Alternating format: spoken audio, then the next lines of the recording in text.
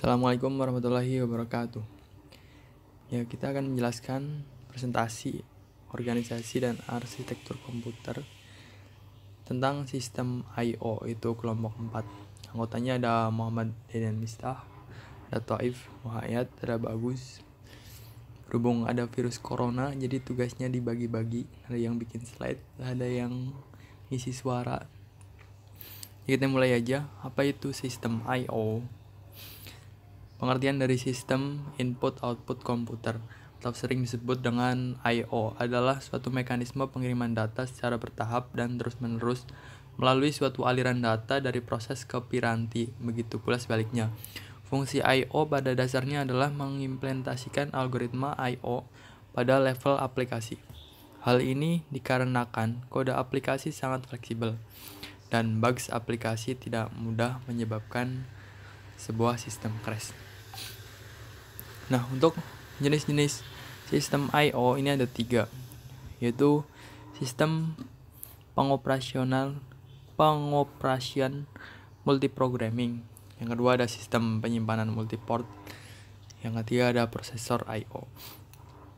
I/O yang dikontrol oleh CPU controlled I/O. Pada awalnya, para arsitek pertama hanya memberi perhatian sedikit kepada pemrosesan I/O dan CPU secara langsung mengontrol I/O. Jadi CPU-nya langsung mengontrol I/O. Ini beban buat CPU-nya. Dengan menggunakan instruksi I/O yang sangat sederhana. Ada beberapa pemecahan yang dilakukan yang didasarkan pada 3 perkembangan dasar di atas. Ada sistem pemrograman, sistem multiprogramming, sistem penyimpanan multiport, dan prosesor I/O.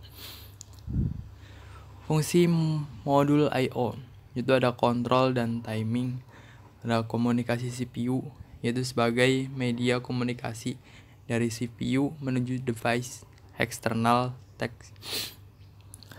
Kemudian ada komunikasi perangkat yaitu sebagai komunikasi dari device eksternal menuju CPU.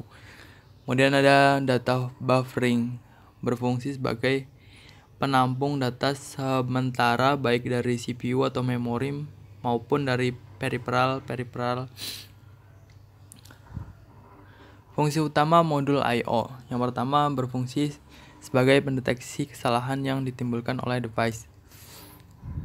Kedua, sebagai piranti antarmuka ke CPU dan memori ke sistem bus system.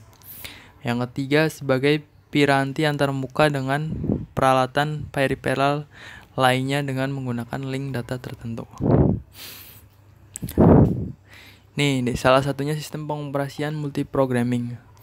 Pengertiannya, sistem pengoperasian multiprogramming menyeimbangkan memori, membuat setiap program ke dalam partisi yang berbeda dan membatasi program ke partisinya sendiri, mungkin dengan menggunakan teknik relokasi dan proteksi. Yang kedua, penyimpanan multiport.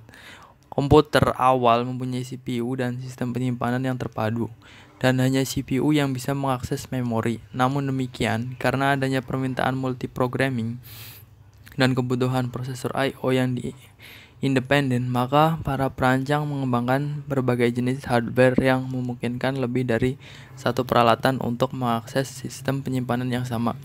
Contohnya adalah bus system. Ya, terima kasih. Sekian kurang lebih penjelasan materi mengenai sistem I/O. Sekian. Assalamualaikum warahmatullahi wabarakatuh.